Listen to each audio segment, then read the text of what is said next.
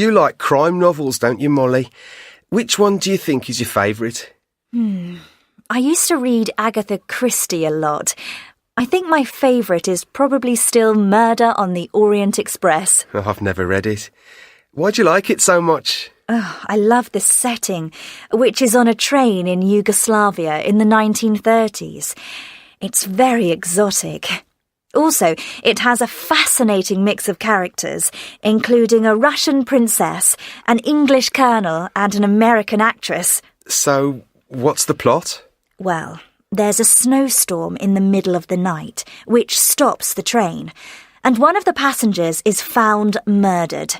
Poirot, the detective, who happens to be a passenger, realises the murderer must be on the train because there are no footprints in the snow.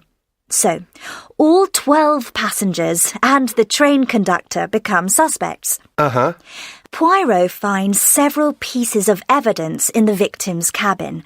For example, a handkerchief, a button, pieces of a letter, which seem to suggest the murderer has just been careless. But he can't prove who did it, because at first one person seems guilty, and then another, until it looks as if it could have been any one of the 13.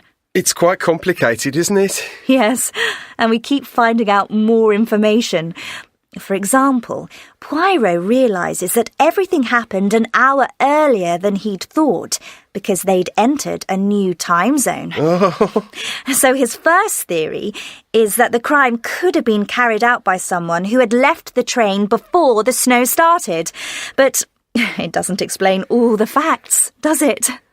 But I don't want to spoil the ending for you. You could just watch the film. It's perfect for a cold winter's evening. Good idea.